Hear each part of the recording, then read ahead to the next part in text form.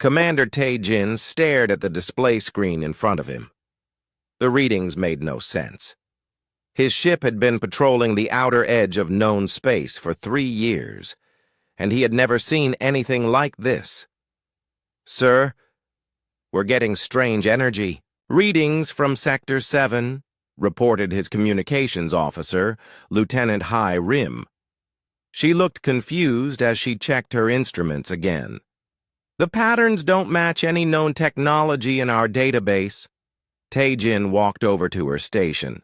The Galactic Council had been the ruling power in this galaxy for over 3,000 years.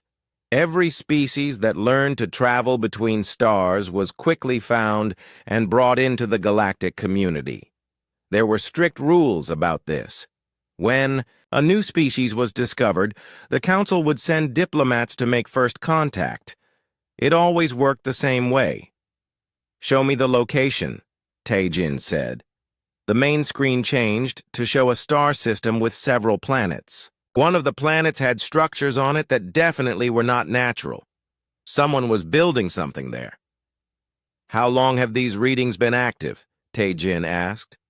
"About 2 weeks, sir." "But, sir, there's something else." Hyerim touched. Her screen and more data appeared. "We're detecting ships. Small ones, but they're definitely artificial." Tae-jin felt his stomach tighten. This was serious. Any new species found in galactic space had to be reported immediately to the Council.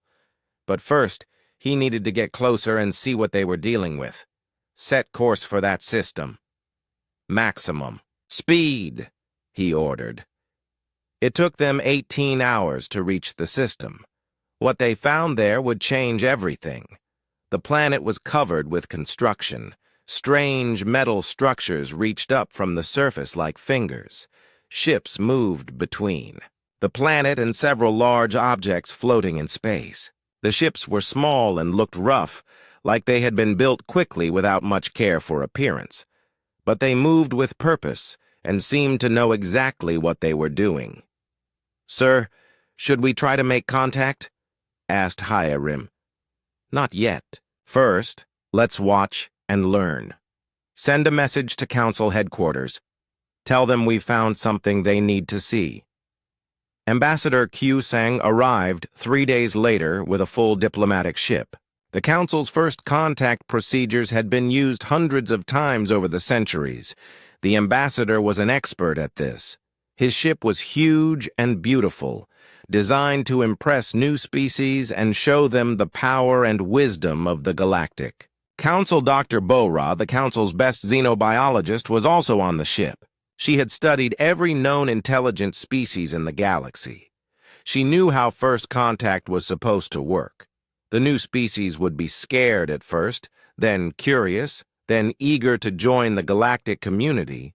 It happened the same way every time. "Begin the greeting protocol," Ambassador Q-Song ordered. The diplomatic ship moved slowly toward the human settlement. They broadcast the universal greeting message in over 10,000 different languages. The message was simple. "We come in peace. We want to talk." The response was nothing. The human ships continued their work. They moved materials from the planet to their space stations. They paid no attention to the massive council ship that was clearly trying to communicate with them. "Perhaps they don't understand our message," suggested Dr. Bora. "Try the mathematical sequence." The council ship began broadcasting simple mathematical concepts. 2 + 2 = 4. The value of pi. Basic physics equations. Every intelligent species understood. Mathematics. The humans kept working. "Try the music protocol," said Ambassador Q-Song. He was starting to feel nervous. This had never happened before. The ship began playing beautiful music from dozens of different species. Music was supposed to be a universal language that showed peaceful intentions. The humans continued to ignore them. "Sir," said the ship's communications officer, Ye-jin, "I'm certain they're receiving our transmissions. Their technology is good enough to decode our signals. They understand what we're saying. Ambassador Q Song looked out at the human settlement. The beings down there were clearly intelligent. They had built ships and structures that worked well. They were organized and efficient, but they were acting like the council ship didn't exist. "Move closer," he ordered. The diplomatic ship approached the human settlement. Some of the human ships paused in their work and seemed to look at the council vessel, but then they went back to what they were doing. Dr. Bora studied the readings from her instruments. "Sir, these beings are definitely intelligent. Their technology is interesting. It's not as advanced as ours in some ways, but it's very practical. They're good at making things work." "Then why won't they talk to us?" Ambassador Q-Sang asked. Nobody had an answer. The council ship stayed in the system for 5 days. They tried every form of communication they knew. They offered gifts by leaving valuable materials near the human ships. They performed elaborate flight patterns to show their peaceful intentions. They even tried showing images of other species that had successfully joined the galactic community. Nothing worked. The humans simply continued with their activities. They built their structures, moved their materials, and expanded their settlement. They acted like the most powerful government in the galaxy was not even there. On the 5th day, more human ships arrived. These came from a different direction and immediately began helping with the construction work. They had clearly been in contact with the first group, but the council had detected no communications between them. "Sir," said Ye Jin, "I think they have a communication system we can't detect. They're coordinating their activities somehow." Ambassador Q Song made a decision that would haunt him for months. "We're returning to council space. Send a full report to headquarters. Mark this system as containing an unresponsive species." As the council ship prepared to leave, Dr. Bora noticed something that made her blood run cold. The humans had been watching them the entire time, not with fear or curiosity, but with the calm attention of someone studying a mildly interesting specimen. The humans had been evaluating them. "Ambassador," Dr. Bora said quietly, "I don't think they're ignoring us because they don't understand. I think they're ignoring us because they've decided we're not worth their time." Ambassador Q-Sung looked back at the human settlement one last time before they jumped to hyperspace. In 3,000 years of galactic history, no species had ever simply refused to make contact with the Council. The humans had just rewritten the rules. The emergency meeting was called for the first time in over 200 years. The Great Hall of the Galactic Council was filled with representatives from every major species in known space. At the center of the room, Admiral Ne Young stood at the main display, her face grim. "The situation has gotten worse," she announced to the assembled delegates. "Much worse." 3 months had passed since Ambassador Q-Song's failed first contact mission. In that time, the humans had not only continued to ignore all Council attempts at communication, they had spread to 17 new star systems. Captain Dong Hyun stepped forward. He had been leading the reconnaissance missions to monitor human activity. His reports had been getting more disturbing each week. "The humans are expanding faster than any species we've ever encountered," he said. "They don't seem to follow our normal colonization patterns. Most species take decades to establish a single new colony. The humans are setting up multiple colonies simultaneously." The display screen showed a map of the galaxy with red dots marking human settlements. Each dot represented a world that had been empty 3 months ago and was now home to thousands of human colonists. "How is this possible?" asked Counselor Il-sung, the representative from the Vorthon species. Colonization requires massive resources and careful planning. No species can expand this quickly. Dr. Wu Jin, the Council's expert on planetary development, had spent weeks studying the human colonies. Their methods are unlike anything we've seen, he explained. They don't wait for perfect conditions. They adapt to whatever they find. If a planet is too cold, they build heated domes. If it's too hot, they go underground. If there's no atmosphere, they create one. That's impossible, said Counselor Min Ho from the Zalari delegation. Terraforming takes centuries. Our best teams need at least 50 years to make a hostile planet livable. The humans aren't terraforming in the traditional sense, Dr. Wu Jin continued. They're not changing the planets to suit themselves. They're changing themselves to suit the planets. They use technology we don't fully understand to adapt quickly to any environment. Admiral Na Young brought up more images on the display. These showed human ships and structures in detail. Captain Dong Hyun, tell them about the technology. Dong Hyun nodded. Their ships are strange. They don't look like much from the outside. They're rough and seem to be built from whatever materials were available, but they work incredibly well. They're fast, efficient, and they can be repaired with basic tools. More importantly, added Dr. Subin, the Council's technology specialist, they seem to be improving their technology constantly. Every new ship we observe is different from the last. They don't have standard designs like we do. They experiment and adapt. The hall began to buzz with worried conversations. This went against everything the Council knew about how civilizations developed. Stable societies used proven technology and careful, slow expansion. The humans were doing everything wrong, but somehow it was working. What about communication? Asked Counselor Jae-won. Have we made any progress in establishing contact? Ambassador Q-sang stood up slowly. He looked like he had aged years in the past 3 months. We have tried everything. We've sent gifts.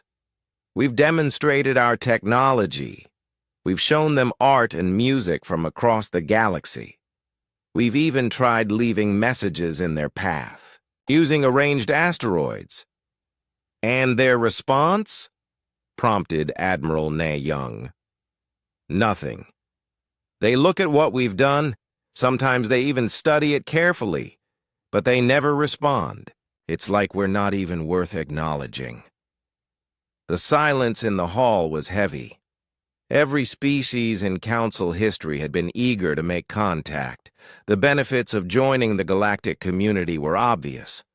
Advanced technology, protection from hostile forces, access to trade networks that spanned thousands of worlds. No rational species would refuse such advantages. Perhaps they don't understand what we're offering, suggested Dr. Hi-Rim, who had been part of the original contact team. Maybe they don't realize how much the Council could help them. We considered that, replied Ambassador Q-sang. So we showed them images of Council cities, our technology, our ships. We made it very clear what membership in the galactic community would mean for them. What was their reaction? They watched our presentation carefully, then went back to building their own cities. Counselor Ye Jin from the Ethon delegation leaned forward. Could they be afraid of us? Some species react to superior technology with fear. Captain Dong Hyun shook his head. No, sir. They don't act afraid. When our ships approach their settlements, they don't run or hide. They don't prepare weapons or defenses. They just continue working.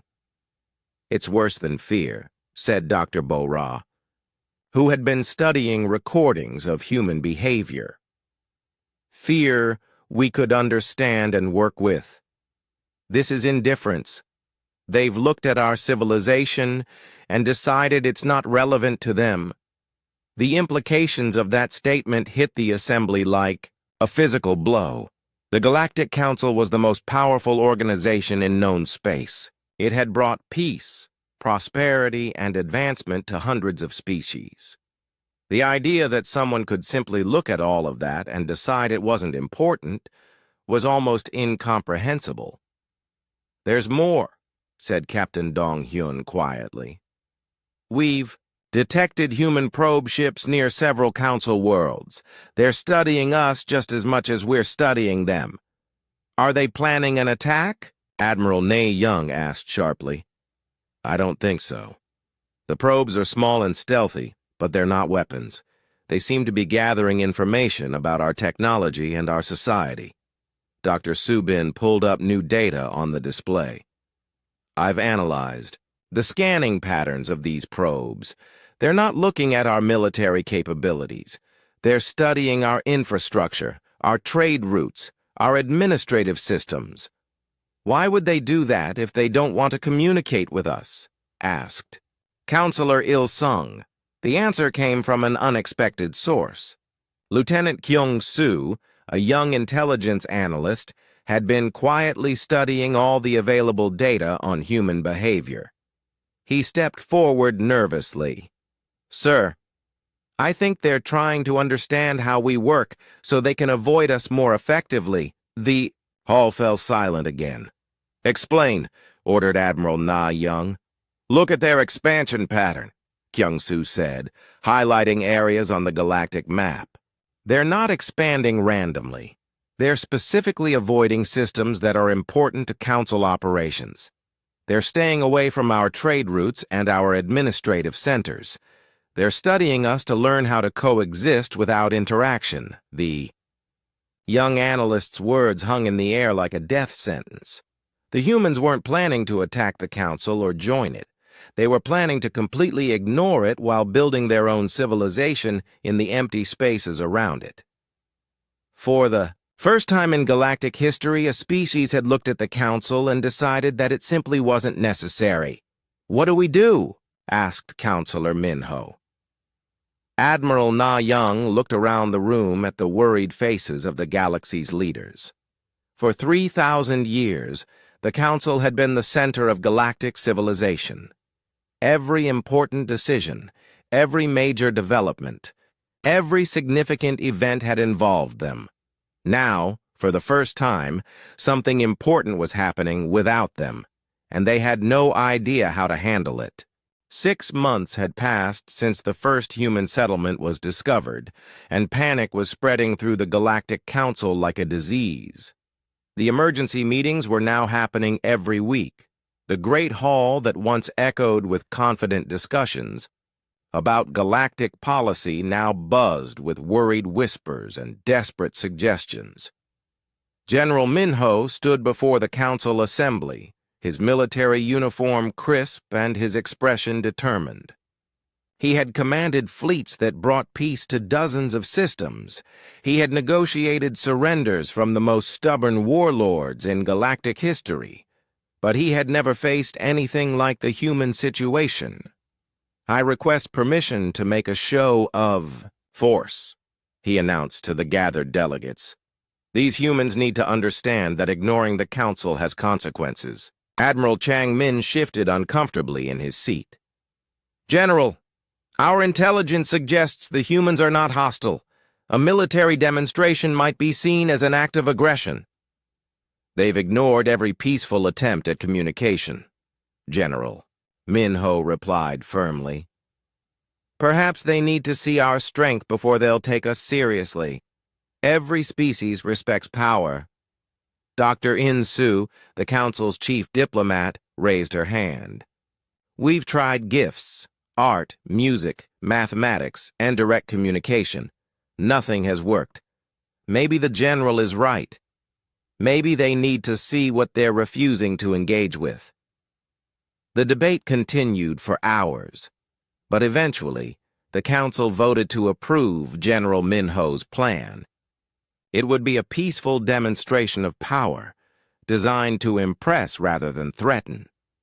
200 council ships would perform coordinated maneuvers around the largest human settlement, now called New Busan by the intelligence teams who had intercepted human communications.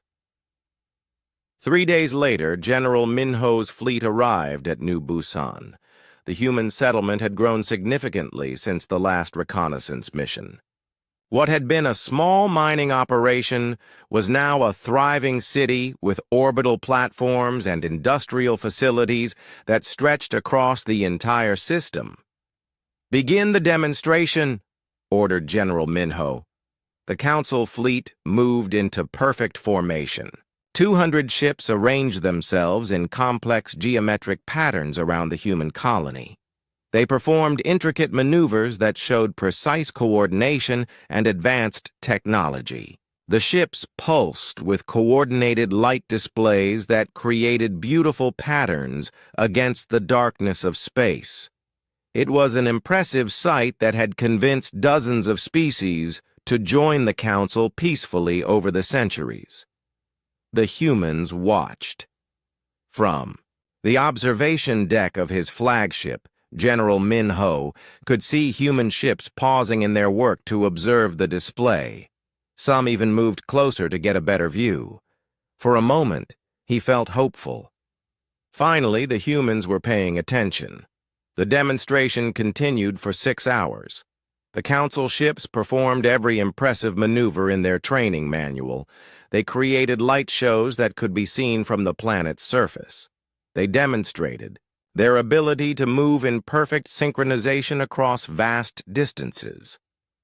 When it was over, General Minho waited for the human response. Surely now they would understand the power and sophistication of the Galactic Council. Surely now they would want to communicate.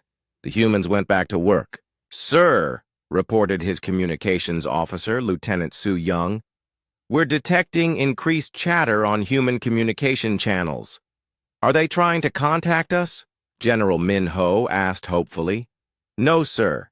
They appear to be discussing our ship designs. Some of them seem impressed by our coordination, but they're treating it like they just watched an interesting performance." General Minho felt his jaw clench. "A performance?" "Yes, sir.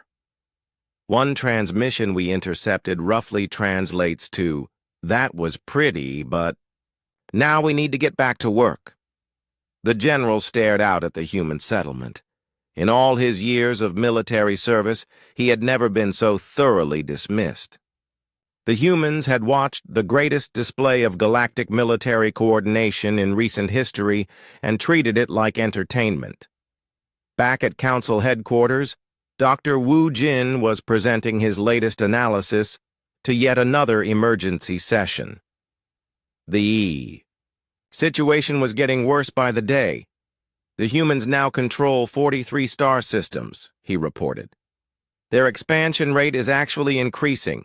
They seem to be getting better at establishing new colonies." "How is that possible?" asked Counselor Hyo Jin. "Colonization should become more difficult as they spread out. Managing multiple colonies across such distances should slow them down." "That's the problem," Dr. Wu Jin explained. "They're not managing their colonies the way we do. Each human settlement seems to operate independently. They don't have a central government making decisions for everyone. Each colony adapts to its own situation and makes its own choices." Dr. Subin, who had been studying human social structures, added her findings. "It's completely contrary to how successful civilizations are supposed to work. Efficient societies need central planning and coordination. The humans have neither, yet somehow they're more efficient than species with thousands of years of governmental experience." "What about their technology?" asked Admiral Na Young. "Are they still advancing?" Technician Kyung-soo stepped forward with his latest report. He had been tracking human technological development, and his findings were deeply troubling. "Their ships are now significantly more advanced than they were 6 months ago. They've improved their engines, their construction techniques, and their resource processing capabilities. In 6 months? Counselor Il-sung sounded shocked. That's impossible. Technology development takes decades of careful research and testing. The humans don't seem to follow normal development patterns, Kyung-soo explained. They try new ideas constantly. Most of their experiments fail, but they learn from the failures and try again immediately. They advance through rapid trial and error, rather than careful planning. The room fell silent as the implications sank in. The humans were not only ignoring the council, they were advancing technologically faster than any known species. While the council spent months debating the safest way to improve existing technology, the humans were experimenting with completely new approaches. There's something else, said Dr. Bo-ra quietly. We've detected contact between humans and some non-council species. What kind of contact? Admiral Na-young asked sharply. Trade relationships. The humans have begun exchanging resources and information with several independent species that operate outside Council space. This was the worst news yet. The galaxy was carefully divided between Council space, where civilized species lived under galactic law, and the Outer Rim, where primitive or hostile species were left alone. The humans were establishing their own diplomatic relationships with Rim species, completely bypassing Council authority. Are they forming an alliance against us? Asked General Min-ho. No, Dr. Bo-ra replied. The relationships appear to be purely practical. The humans trade resources they have for resources they need. They don't seem interested in political alliances any more than they're interested in joining the Council. Agent J1, who had been conducting deep intelligence operations in human space, stood to deliver his report. His findings would shake the Council to its core. The humans know everything about us, he announced. They've studied our history, our technology, our governmental structure, our military capabilities, and our trade relationships. They have detailed information about every major Council species. Then why won't they communicate with us? Demanded Counselor Ye-jin. Because, Agent Jaewon said quietly, they've concluded that we have nothing to offer them. The words hit the assembly like a physical blow. The Galactic Council controlled the most advanced technology in known space. They offered protection, prosperity, and the accumulated wisdom of hundreds of civilizations. How could any rational species conclude that such benefits were worthless?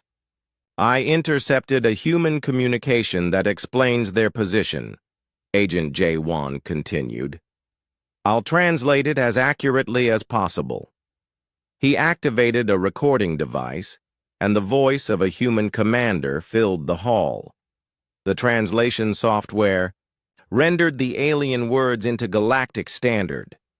The Council offers impressive technology, but it's technology designed by committee. It's safe and proven, but it's not innovative. They offer protection, but protection from what? We can defend ourselves.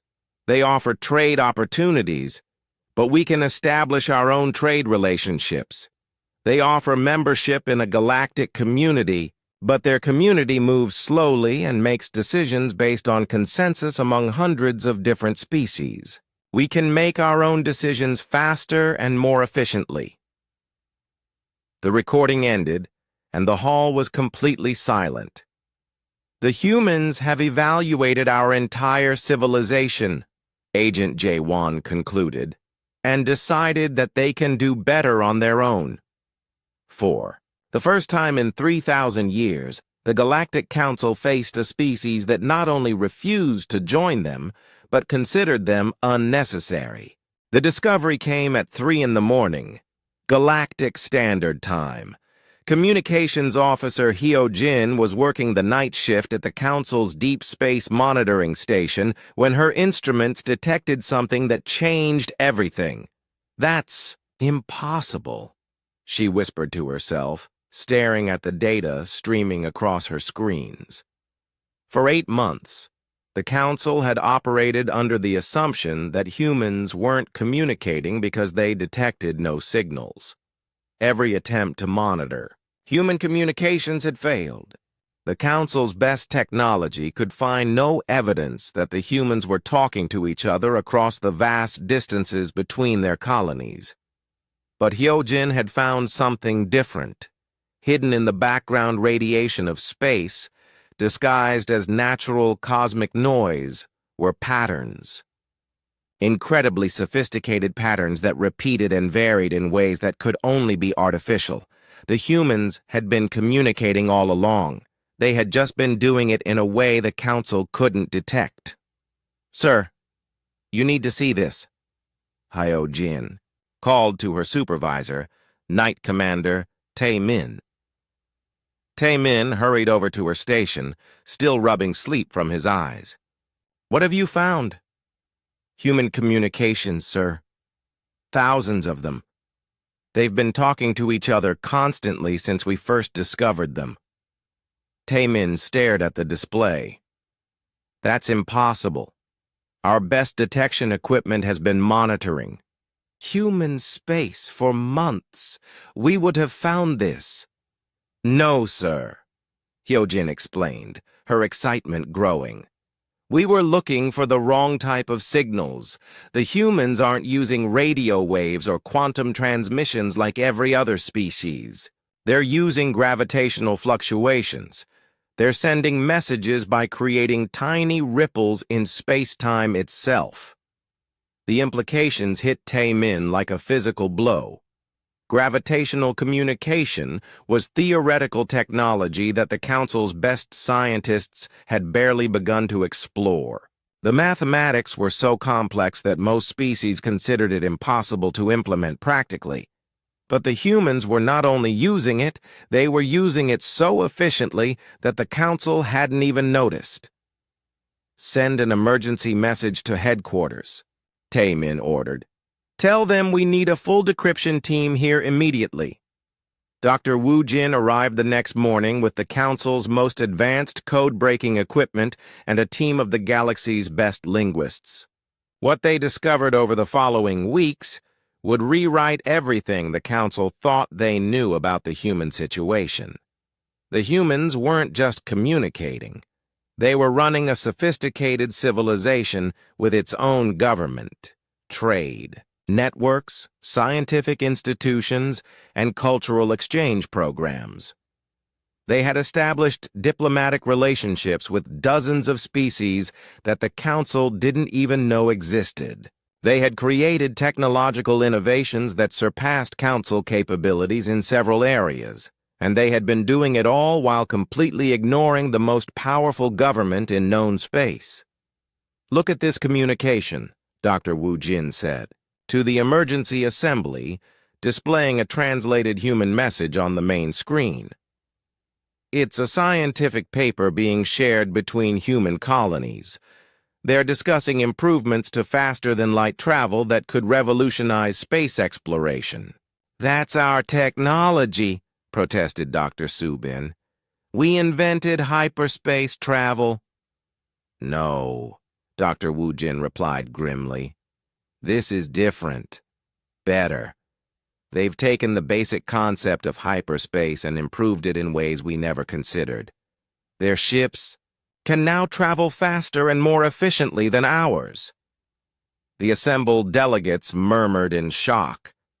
The Council's technological superiority had been the foundation of galactic order for millennia.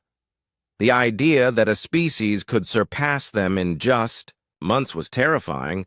"There's more," Dr. Woo-jin continued. "This communication discusses a trade agreement between humans and a species called the Kethani. We've never heard of the Kethani, but according to this message, they've been trading with humans for months." Intelligence analyst Kyung-soo stepped forward with additional findings. Sir, we've identified at least 15 species that have established relationships with humans. None of them are council members. Most of them are species we consider too primitive or too hostile to contact. How is that possible? Asked Admiral Na Young. The humans don't use our criteria for determining who to contact, Kyung-soo explained. We only approach species that meet certain technological and social standards. The humans seem to be willing to work with anyone who has something useful to offer. Dr. Hai Rim, who had been studying human social patterns, presented her analysis. The humans operate on a completely different diplomatic model. They don't require other species to meet specific standards or join a formal organization. They simply establish mutually beneficial relationships on a case-by-case basis. That's chaos, said Counselor Il-sung. How can you maintain order without proper governmental structures? That's what we thought, Dr. Hai Rim replied. But their system seems to work. Human colonies are thriving, their technology is advancing rapidly, and they've established peaceful relationships with species that we consider dangerous. Agent Jae-won presented the most disturbing discovery of all. He had managed to decode a high-level human communication that revealed the true scope of human knowledge about the Council. They know everything, he announced to the stunned assembly. They have detailed files on every council species, our governmental structure, our military capabilities, our trade relationships, and our territorial boundaries. But more than that, they have analysis. What kind of analysis? Asked General Minho. They've studied our civilization and identified what they consider to be our weaknesses and inefficiencies. They have detailed reports on why they believe Council membership would actually harm their development. Agent Jae-won activated the translation system and played a recording that would haunt the Council for years to come. The voice was calm and professional, clearly belonging to someone in a position of authority within human civilization. Council Analysis Report. Final Summary. The Galactic Council represents an impressive achievement in maintaining stability across diverse species. However, their governmental model prioritizes consensus and safety over innovation and efficiency. Their technology, while advanced, has remained largely static for centuries due to committee-based decision-making and risk-averse policies. Their expansion model is slow and bureaucratic, requiring extensive evaluation and approval processes that would significantly delay our colonization efforts. While Council membership would provide access to established trade networks and defensive treaties, it would also subject us to regulations that would limit our technological development and expansion rate. Recommendation: continue independent development while maintaining peaceful coexistence. The recording ended, and the hall was silent except for the sound of several delegates breathing heavily. "They've rejected us," whispered Counselor Ye-jin, "not because they don't understand what we offer, but because they've analyzed our offer and found it insufficient." Dr. Subin stood slowly, her face pale. "There's something else we need to consider. If the humans can surpass our technology in months while operating independently, what does that say about our own system?" It was a question nobody wanted to answer. "The humans haven't just refused to join us," Dr. Bora said quietly. "They've proven that our way of doing things isn't the only way, maybe not even the best way." The implications were staggering. For 3,000 years, the Council had assumed that their model of civilization was superior to all alternatives. They had brought order, stability, and prosperity to hundreds of species. But the humans had achieved comparable results in a fraction of the time without any of the Council's advantages. "What do we do now?" asked Admiral Na Young. Nobody had an answer. For the first time in galactic history, the Council faced a species that had evaluated their entire civilization and found it wanting. The humans had looked at 3,000 years of galactic order and decided they could do better on their own. And the evidence suggested they were right. The age of unchallenged council authority was ending. The humans had shown that there was another way to build a civilization, a faster way, a more efficient way, a way that didn't need the Galactic Council at all. 1 year after the first human settlement was discovered, the Galactic Council faced the worst crisis in its 3,000-year history. The Great Hall that had once been filled with confident delegates from hundreds of species now echoed with empty seats. Many representatives had returned to their home worlds to deal with growing problems in their own territories. Ambassador Jin Woo stood before the remaining council members with a report that would signal the end of an era. His intelligence network had uncovered something that shook the very foundation of galactic civilization. "The human example is spreading," he announced to the sparse assembly. 3 major council species have begun questioning whether membership is truly necessary. The words fell into the hall like stones into still water, creating ripples of shock and disbelief. "Explain," ordered Fleet Admiral Chang Min, one of the few high-ranking officials still attending the emergency sessions.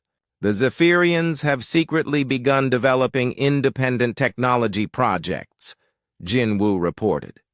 "They've stopped sharing their research with the Council Technology Committee and started making their own decisions about development priorities." Dr. Su Young, the Council's newest xenosociologist, leaned forward in her seat. She had been studying the broader implications of the human situation for months. "What kind of projects?" "Faster-than-light communication systems based on human gravitational wave technology, automated manufacturing systems that don't require council approval for implementation, independent defense systems that bypass our collective security protocols." The implications were staggering. The Zephyrians had been council members for over 800 years. They were one of the most stable and cooperative species in galactic civilization. If they were questioning council authority, others would certainly follow. "What about the other species you mentioned?" asked Admiral Na Young. "The Nexari have begun establishing colonies outside council oversight," Jin Woo continued. "They're using human-style rapid expansion techniques and ignoring our careful colonization protocols. In 6 months, they've established more new settlements than they had in the previous 50 years. And the third species? The Vortani have started adopting what they call selective engagement policies. They're attending council sessions only, when the topics directly affect them. They're making independent decisions about trade relationships and technological development." Dr. Su Young felt a chill run down her spine. She had predicted this might happen, but seeing it actually occur was terrifying. "They're following the human model of civilization." "It's worse than that," said Agent Kyung Soo, who had been monitoring communications across council space. "We've detected similar discussions on at least 12 other worlds. The human approach to independence is being studied and copied throughout the galaxy." The silence in the hall was heavy with the weight of impending change. For 3 millennia, the Council had been the center of galactic civilization. Every important decision, every major technological advance, every significant cultural development had flowed through the Council chambers. Now, for the first time, entire species were choosing to operate outside that system. "What's the status of our attempts to contact the humans?" asked Admiral Chang Min. Ambassador Q Sang, who had led the original contact mission, looked older than his years. "The same as it's been for 12 months. They acknowledge our presence but refuse all communication. They've expanded to 73. star systems, and established trade relationships with over 30 non-council species. Their technology, prompted Dr. Su Young. Superior to ours in most areas, admitted Dr. Su Bin reluctantly. Their ships are faster, their manufacturing is more efficient, their communication systems are more advanced. They've achieved in 1 year what took us decades to develop. The truth that nobody wanted to acknowledge hung in the air like a toxic cloud. The humans hadn't just rejected the Council. They had proven that the Council's way of doing things was outdated. "I've been studying human settlements for months," said Dr. Hiram, who had become the Council's leading expert on human society. "Their success isn't accidental. They've created a completely different model of civilization." "How so?" asked Admiral Nayung. "They don't centralize decisions the way we do. Each human colony operates independently, but shares information freely with all other colonies. When one group discovers something useful, every other group can immediately decide whether to adopt it or not. There's no approval process, no committee review, no bureaucratic delay." "That's chaos," protested Counselor Il-sung. "No," Dr. Hiram replied firmly. "It's efficiency. When they want to try something new, they just try it. If it works, others copy it. If it fails, they learn from the failure and try something else. They advance through rapid experimentation rather than careful planning." The implications were clear and terrifying. The Council system, with its careful deliberation and consensus-based decision-making, was inherently slower than the human approach. In a galaxy where humans could advance faster by operating independently, why would any species want to be limited by Council procedures? "What are our options?" asked Fleet Admiral Chang Min. The question hung in the air for a long time before anyone attempted to answer. "We could try to force compliance," suggested General Minho. "We still have superior military power." "Against the humans, perhaps," said Agent Jin Woo. "But if we attack them, we risk turning them from indifferent neighbors into active enemies. And we can't force our own member species to remain loyal. If the Zephyrians want to leave the Council, what exactly do we do? Declare war on species we've been allied with for centuries?" Dr. Su Young stood slowly. She had been dreading this moment, but someone had to say what everyone was thinking. "We have to accept that our model of galactic civilization is no longer universal," she announced. "The humans have proven that there are other ways to organize society, other ways to advance technology, other ways to explore the galaxy. We can either adapt to this new reality or become irrelevant." "Irrelevant?" Admiral Chang Min sounded shocked. "We're the Galactic Council. We've maintained peace and prosperity for 3,000 years. And the humans have achieved comparable peace and prosperity in 1 year," Dr. Su Young replied, "plus technological advancement that far exceeds our own. Why would any rational species choose our slow, bureaucratic approach when they could achieve better results faster by operating independently?" The truth was devastating but undeniable.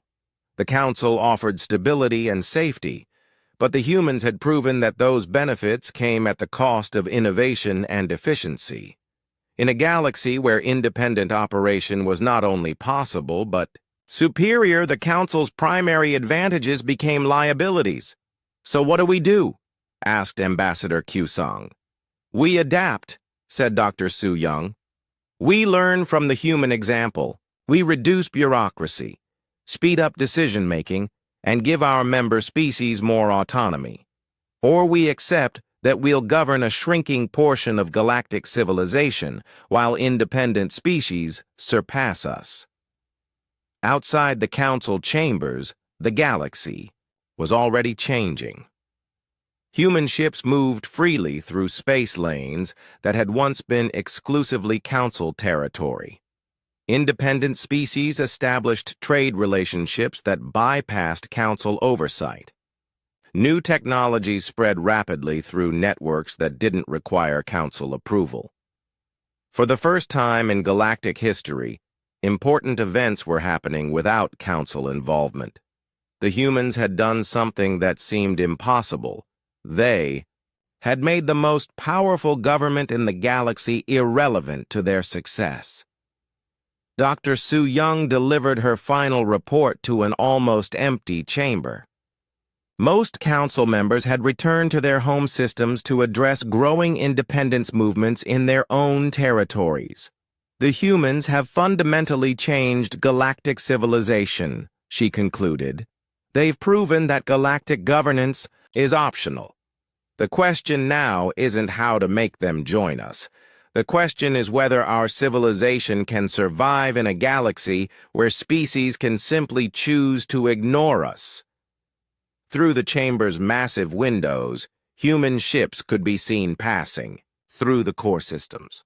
Their crews conducted trade and research with the same polite indifference they had shown from the beginning. They had achieved something no other species had managed in 3,000 years of galactic history. They had made the Galactic Council completely irrelevant to their success. The age of mandatory galactic civilization was over. The age of human independence had begun. And across the galaxy, other species were beginning to wonder if the humans had been right all along. Maybe the old way of doing things wasn't the only way. Maybe it wasn't even the best way. Maybe it was time for something new.